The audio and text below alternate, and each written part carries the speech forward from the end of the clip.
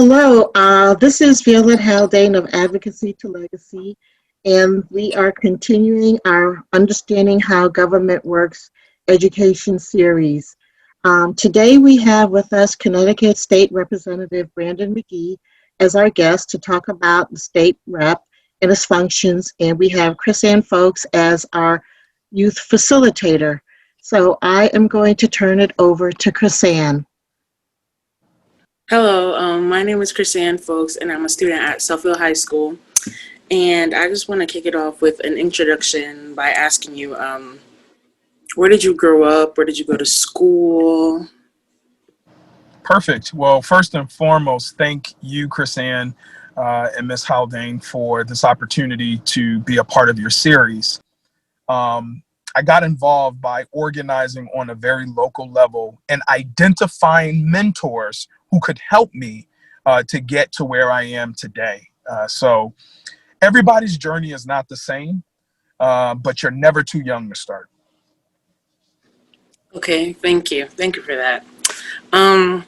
So how does the election for becoming a state representative works? The traditional process is you would, first of all, identify with a party if that's your choosing. So whether you're a Republican or a Democrat or an independent. And from there, you provide the leadership within whatever party you identify with. I identify with the Democratic Party. You submit your letter of interest. And usually you reach out to your town committee members, which is a group of elected individuals who basically serve as leaders of certain sections of the city, whether it's the city of Hartford or any other town. And you express your interest. Obviously, you need to be a registered voter, okay? And have a passion about something, and you run on an issue. It's just that easy. Ideally, you want to be endorsed by your party, which means the group of people say, we want Chris Ann to be our state representative, and we will support her. And people rally around you, you run. And if there's another person running against you within that particular party, you have what we call a primary, where both your names are on the ballot. May the best person wins. Whoever wins then moves on to the general election. But it's important to note a couple things. Just be elected, have some sort of an issue or passion that you can run on, and be sure to reach out to the right folks within the party. Okay, thank you. So I know that as a state representative, you, I'm not sure, but you don't represent the entire state. You represent specific areas. So what areas are you representing right now? So for me, and that's a great clarifying question, because oftentimes when people think of a state representative, they take that word state and they're like, yeah, you represent all of us. So sure, we do work, we do vote on policies that impact just about every single resident in the state of Connecticut. But to your direct question, I represent the northeast section of the city of Hartford and the southern part of the town of Windsor. 60% of my district is located in the town of Windsor. Obviously, 40% is in the city of Hartford. And I represent somewhere, give or take, maybe about 20,000 people, 30,000 maybe, between the two towns. So yeah, that's pretty much where, who I represent. However, the longer you're in the state legislature, you're able to attain certain positions. So for example, I am now chair of the housing committee, and I serve on two additional committees, education and human services. And oftentimes you receive requests and questions from folks throughout the entire state. And I don't mind providing the support, or at least providing the name of that representative who represent that particular constituent. So there are ways that you can handle it, but to your question, we represent a very certain district as state representatives. Okay, thank you. So, being that you do represent this 40% of the city of Hartford and 60% in the town of Windsor, do you play the same role? Like, do you have the same responsibilities in both areas? What role do you play? What are your responsibilities? Your responsibility, or my responsibility, is the same. That's representing all people in the 5th Assembly District. However, the requests are different. The challenges are different. The engagement is different. And so you respond accordingly. I always tell people in this role, you've got to be extremely nimble. You got to be innovative. You must be you must always be in constant communication and letting people know who you are and what you're doing and how you can be of help to your constituents. Not every community is the same. So you have to really customize your advocacy, your communication accordingly. And usually, not usually, most times, all politics, if you don't remember anything else that I tell you, all politics is local. So that means I don't care if I serve on the state level, you got to work alongside people where they are. And again, the issues are different between Hartford and Windsor. But one thing that they both have in common is that they want vibrant and healthy communities. Okay, thank you. You just used the term that all politics is local. What exactly does that term mean to you? I'm so glad that you asked that. All politics is local. It's so local that I ran for mayor. And I don't know if you're aware of that, but I ran for mayor last year because I know the importance and the power that lies in local politics, local efforts. What I mean by all politics being local, everything starts ground level up.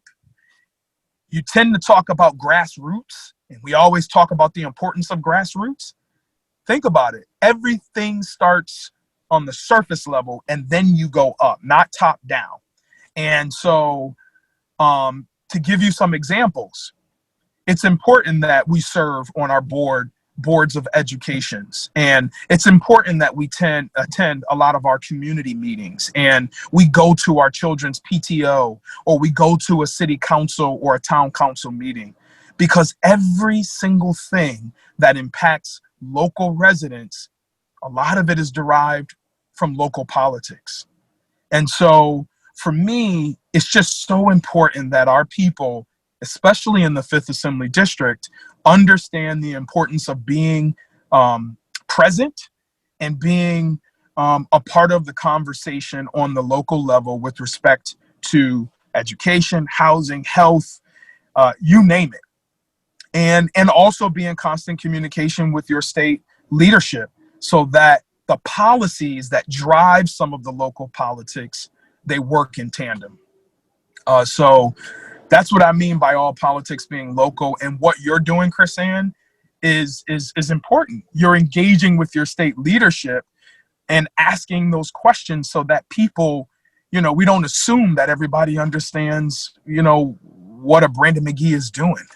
Because quite often people really don't know what state representatives do. And sometimes we get those lines sort of mixed up with our city council, our board of education people, local board of education people. While we are to work together, there are some very, very distinct responsibilities. Okay, thank you. Being a state representative, do you have a term limit? Like, do you have to run again? Like, how does that work? Yeah. So you're being a state representative and a state senator, for that matter. We serve 2-year terms, and that said, we're elected every 2 years. It feels like we're running a campaign every year. But it is very rewarding. Not everyone has this opportunity to serve on the state level and to represent so many people. Um, and I'm really fortunate. I am really fortunate to be in this position, representing so many great, amazing people. So yeah, 2-year term. It's a part-time legislature, a part-time job. Okay, so representatives start off by making a $25,000 salary with great health benefits. But meanwhile, we've got to work a full-time job to take care of our families. So, you know, it becomes difficult sometimes when you have to explain to your full-time employer that you got to go over to the state capitol to represent your constituents and vote on policies. And some people don't realize, that it's a part-time legislature with full-time hours. And the cars we drive are our cars, not the state of Connecticut. Some people think, yeah, they have cars and the state bought their cars. No, that's not true. Everything's part-time. And yes, we signed up for the job, but it's important for people to know that Connecticut is one of the few states who, probably one of many, that we work on a part-time schedule. Okay. Thank you. How do you like your job? If I could be honest with you, I absolutely love this opportunity to serve as a state rep. Like I said before, very few people have this opportunity to serve. Not because they're not qualified, not because they're not a perfect person. It's just the reality of the situation. Similar to not everybody will be the president of the United States, right? Um, but there are some days it becomes so overwhelming. I come from a generation, and I think Miss Haldane, she probably would agree. I give an idea and I love to see it happen and it become a reality the next day. But that's farthest from the truth when you work in the state legislature. Prime example, I've been working on a particular project since I was elected in 2013. And it just takes a long time of organizing and constantly communicating and reorganizing and communicating and lobbying and advocating, for the issues of the people that you represent. And sometimes that could be daunting. It could be discouraging. It could be extremely discouraging. But on the same token, again, it's an opportunity to fight really hard on issues that you believe in. So I love it. But if I can tell the truth, some days I'm just like scratching my head, like, now, why did I sign up for this again? But it is, it's definitely rewarding. Okay.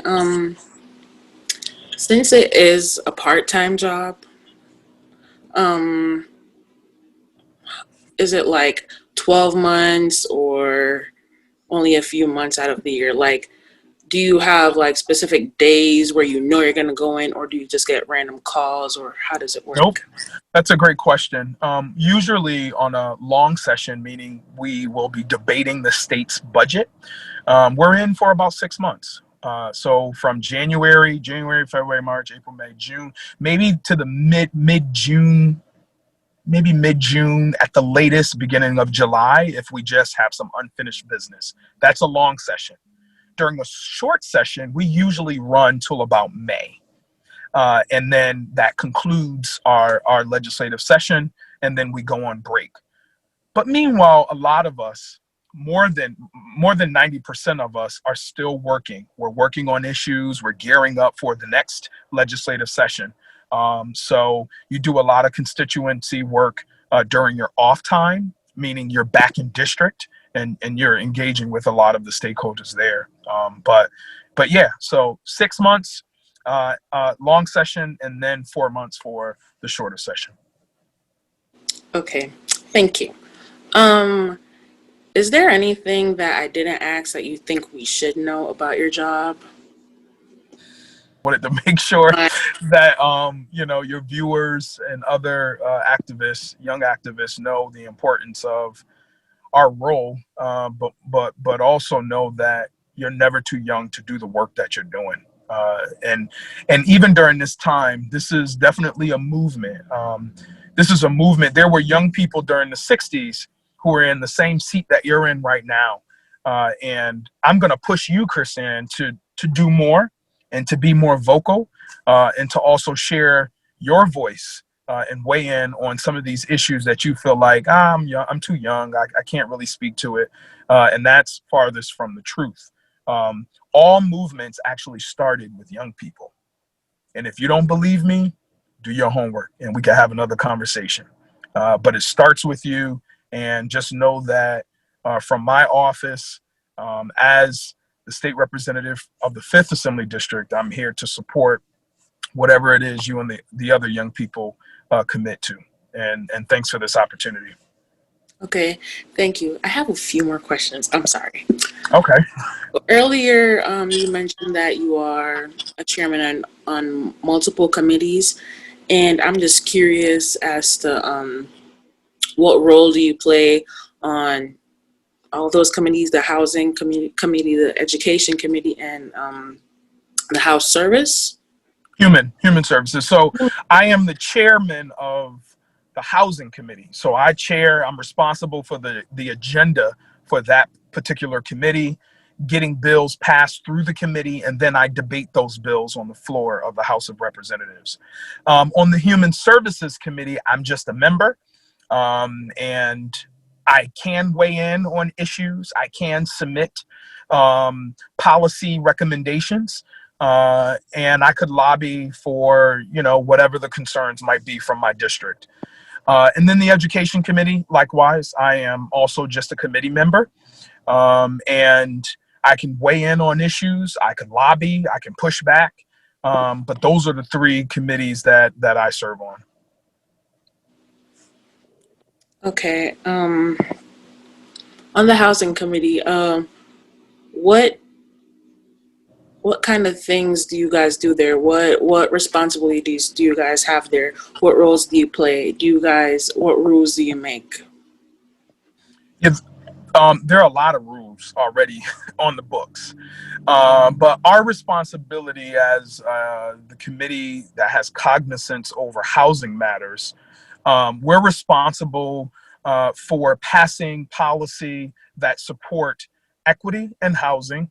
And we work in partnership with our Department of Housing, the State Department of Housing. We are not a housing authority. We don't take up, landlord issues directly. However, we could serve as a liaison. For example, if I had, a constituent with a housing issue, I can pick up the phone and call our commissioner, who will then say, hey, I recommend that you do X, Y, and Z. Or I can pick up the phone and call the executive director of the Hartford Housing Authority, and other housing authorities to figure out, a question that a constituent might have. But I can also pass policy that support people on the local level, right? So we have slum landlords. We have people who are just not great landlords. We have housing issues. We have lack of investment in certain neighborhoods. There are policies that I can put in place to help support all of those areas that I've just identified. So hopefully that answers your question. Okay, I have another question. Did the housing committee make any safety policy or any rules regarding COVID-19? I'm not sure if I'm following your question, because just to educate you and your viewers, once we went into the pandemic and we went into quarantine, legislative session was over in March, right? Meaning we didn't pass any bills, we didn't do anything. All of the executive power went to the governor, Governor Ned Lamont, who then since March have enacted executive orders that would support many of the challenges that folks are faced with that would normally be addressed by policies that we would have passed if we were in a regular legislative session. For example, in housing, we pushed for all evictions to be to place a moratorium, meaning essentially there is no landlord that can evict a tenant, okay, because of lack of payment. We know that people lost their jobs. We know that just people did not have the financial resources to pay their rent. So we got a moratorium placed on evictions. We also shut down the court system. We also made sure through the Department of Labor, through the federal government, that people were receiving their unemployment checks weekly, right? So there were a lot of measures that we helped to influence the governor to then call an executive order to say, okay, we want to make sure we protect housing, restaurants, school children, etc. So while there were a lot of housing policy measures that passed our committee prior to going, on quarantine and all that good stuff, we didn't do much business this year in the 2020 legislative session. Okay, thank you. You said that you represent about 20,000 people. So how can they contact you? They can contact me via email. That's brandon.mcgee@cga.ct.gov. They can call the office. I don't have that number on me. I can get it to you. Or we can use Facebook or Instagram or Twitter or snail mail, write a letter. So there are many, many forms of or modes of communication where people could reach out to me. And we can also schedule one of these Zoom calls. We're still in COVID. And the reality is people are still getting sick and some people are dying. So I want to respect that. But yeah, so that's how you can get in touch with me. And I'm sure you all can you can just Google the number and put it up here so that people could have it once they view this. Okay. Thank you. Thank you. Thank you. This completed all my questions. Have a good one. Thank You too. you. We appreciate everything. Have a good Bye-bye. one. Take care.